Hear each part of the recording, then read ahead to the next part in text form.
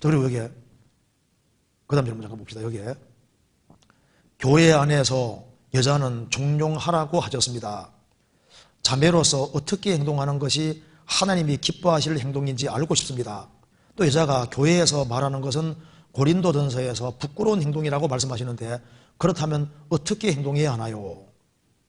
문제 한번 찾아봅시다. 고린도전서 14장 보시겠습니다. 시간이 보니까 요까지만 얘기해 들어갔습니다.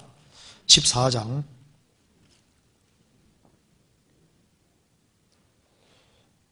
34절입니다. 모든 성도의 교회의 삶과 같이 여자는 교회에서 잠잠하라. 저희의 말하는 것을 허락함이 없나니 율법에런같이 오직 복종할 것이요 만일 무엇을 배우려거든 집에서 자기 남편에게 물을 지니 여자가 교회에서 말하는 것은 부끄러운 것이니라. 하나님의 말씀이 너희에게로부터 난 것이냐 또는 너희에게만 임한 것이냐. 만일 누구든지 자기를 선지자나 혹 신령한 자로 생각하거든 내가 너희에게 편지한 것이 주의 명령인 줄 알라. 만일 누구든지 알지 못하면 그는 알지 못한 자니라. 여러분 밑에 혹은 알지 못하는 대로 두라 이래 되죠. 이게 뭐냐면은 이거는 고린도 교회에서만 명한 게 아니라 모든 성도의 교회에서 함과 같이, 그러니까 초대교회 당시에 모든 교회에서 똑같이 이렇게 했다고 말입니다. 여자는 교회에서 잠잠하라. 저희의 말하는 것을 허락함이 없나니 율법에런같이 오직 복종할 것이요. 왜 이렇게 말하냐면 이게 이유가 있습니다. 우리나라도 여자 목회자를 많이 세우고 있는데 여자 목회자 세우는 게 합당하지 않습니다. 성경에서 이걸 허락을 안 하고 있습니다. 그래서 여자가 교회에서 말씀을 가르치는 자가 된다든가 이런 것은 합당하지 않습니다. 그래서 저희의 말하는 걸 허락함이 없나니, 그게 무슨 말이냐면 여자가 주장해서 말하는 식으로 이렇게 하는 걸 허락하지 않는다고 말입니다. 그래서 교회는 자매 위에 질서가 있는 겁니다. 여자 무시하는 게 아닙니다. 여자 위에 남자가 있고 남자 위에 그리스도가 있고 그리스도 위에 하나님 계시다고 고린도 11장에 나와 있습니다. 여자 남자 다 중요하지만 교회 질서라는 건 있는 거예요. 가정에서도 부모와 자녀 있으면은 부모 자녀 다 귀하지만은 부모와 자녀 질서가 있지 않습니까? 그것처럼 교회 안에도 질서라는 것이 있다 그 말입니다. 그래서 여자가 초대교회 당시에 혹시 기도나 예언을 할 특별한 케이스가 생기면 여자는 머리에 수건을 쓰고 그렇게 하라고 되어 있지 않습니까? 내가 위치가 아래에 있을 사람인데 위에 올랐다는 표시로 머리에 수건 쓰고 그렇게 하라고 되어 있고 평상시에는 긴 머리가 쓰는 걸 대신해 준다고 했습니다. 그래서 이 교회 안에 질서가 있다는 걸 얘기를 하고 있습니다. 그래서 옛날부터 교회 안에 여자가 주도적으로 하면 교회가 말썽이 생기더라고요. 죄송합니다. 여자 무시하는 게 아닙니다.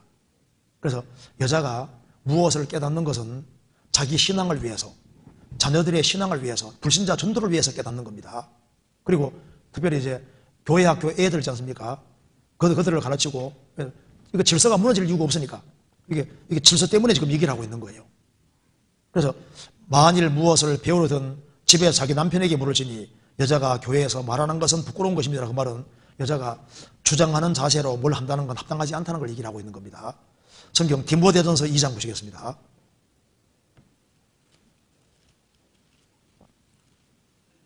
(2장 9절입니다) 그러므로 각처에서 9절 또 이와 같이 여자들도 아담한 옷을 입으며 염치와 정절로 자기를 단장하고 따은 머리와 금이나 진주나 값진 옷으로 하지 말고 오직 선행으로 하기를 원하라. 이것이 하나님을 공경한다는 자들에게 마땅한 것이니라. 여자는 일절 순종함으로 종용히 배우라.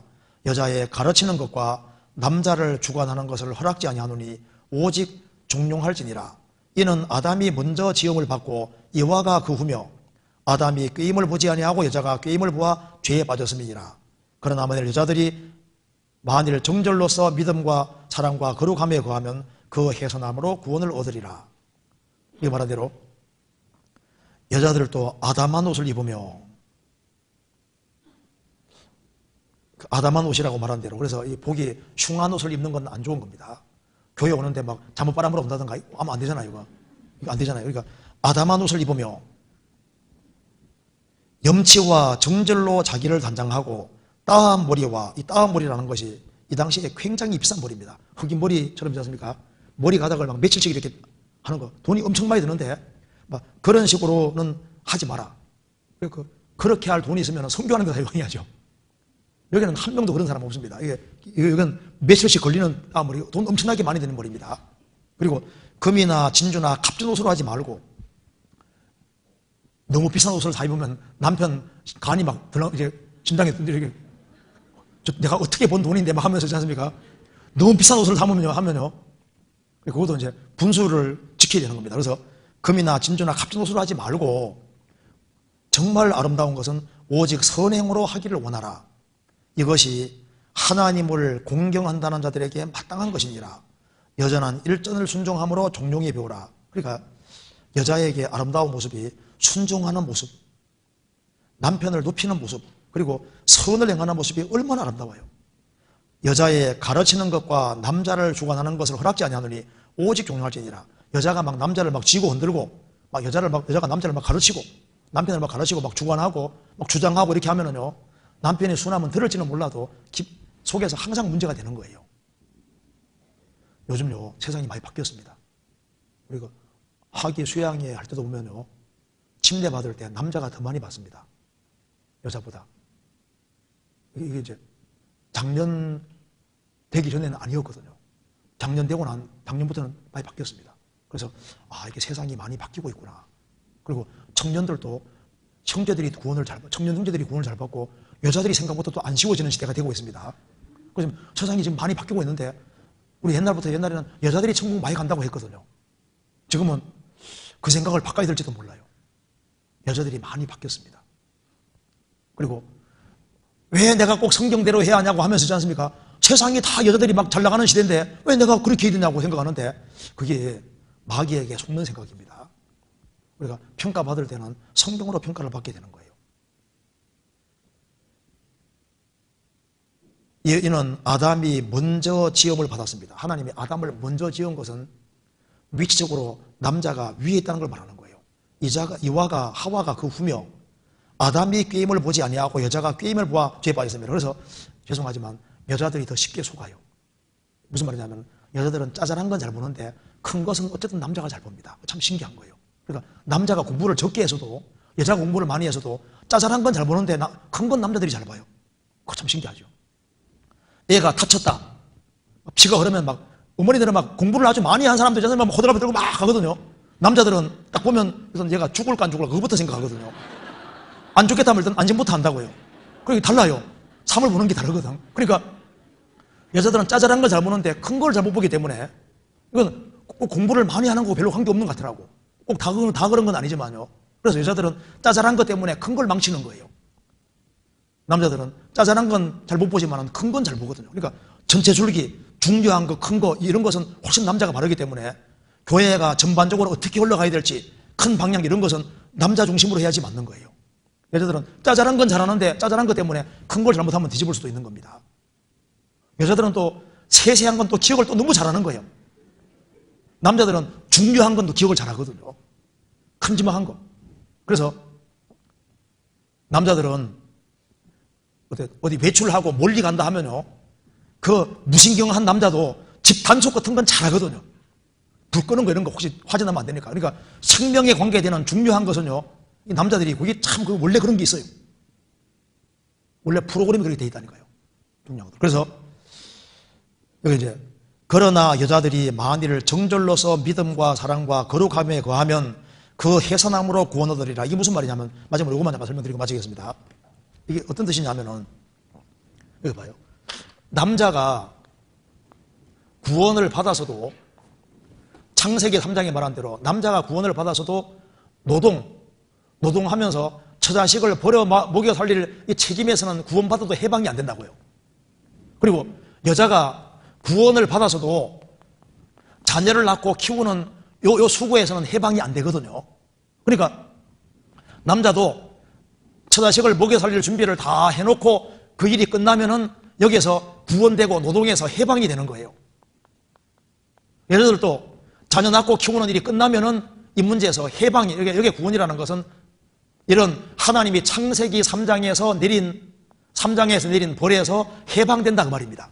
그래서 여자들이 만일 정절로서 믿음과 사랑과 거룩함에 거하면은 이제 남은 건 하나밖에 없는데, 그래도 자녀 낳고 키우는 거기에서 해방될 수 있느냐? 해방 못 된다고 말입니다. 그런데 그 해산함으로 자녀 낳고 키우는 일이 끝나면은 그 문제에서 해방될 걸 말하는 거예요. 남자들은 구원받아도 노동에서 해방이 안 되고 자기 노동과 수고가 다 끝나야지 그 문제 해방되는 것처럼, 여자도 구원을 받아서도 자녀 낳고 키우는 그 일이 끝나야만 그 문제에서 해방이 된다고 말입니다. 여기에 해산함으로 구원얻으리라 말은 뭐 영혼 구원, 생활 구원을 말하는 게 아니라 창세기 3장의 일인 징계에서 해방되는 걸 말하는 겁니다. 이해되시죠? 그래서 어쨌든 간에 여기에 이 교회 안에서 일단 여자 목회는 성경에 허락하지 않는 것이 맞고, 그리고 이제 위치적으로는 다 중요하지만은 위치적으로는 질서가 있다는 걸 얘기를 하고, 그리고 여자들은 집안일을 잘 하는 것이 그게 참 중요한 겁니다. 왜냐하면 이 집안일을 잘하는 것이, 특별히 집안일을 하면서 자녀를 잘 키우는 것은 여호와 주신 기업인 거예요. 그래서 한 자녀 잘 키우면은 거기에 대한 특별한 상이 있습니다. 시편 127편에 말한 대로 자녀는 여호와의 주신 기업을 했기 때문에, 자녀를 2명 키우는 사람, 3명 키우는 사람은요, 뭐 대기업을 3개, 자식 3명 키우는 사람은 대기업 3개를 가지는 게 아니라 지구보다 큰 걸 3개 가지고 있는 거예요. 그러니까 여자 권력이 아주 막강한 겁니다. 자녀 키우는 여자는 이거 권력이 막강한 거예요. 지구보다 큰 걸 지금 관리하고 있는 거라고. 그래서 이 가정생활을 이게 굉장히 중요한 겁니다. 근데 지금 시간이 지나가지고 여기까지 해야 될 것 같습니다. 여기까지 하고 또 다음 기회에 또 이렇게 하도록 하겠습니다. 같이 기도하시겠습니다. 자비로우신 우리 아버지 하나님, 저희들을 주의 보배로운 피로 구원해 주시고 소망 가운데 살게 해주시는 것을 감사합니다. 우리에게 복음을 알게 해주심은 또 이 복음을 우리의 사랑하는 가족들, 친척들, 이웃들에게 전하기 위함인 줄 압니다. 저희들에게 힘을 주시고 용기를 주시고 담대한 마음을 주셔서 말씀을 주변 사람에게 전파할 수 있도록 도와주옵소서. 얼마 후에 있을 전도 집회 가운데 함께해 주시고, 이번에도 많은 사람들이 구원함을 얻음으로 하나님께 영광과 찬송이 돌아가는 귀한 집회가 되도록 도와주시고 우리 모두를 귀하게 사용해 주옵소서. 주 예수 그리스도 이름으로 기도하옵나이다. 아멘.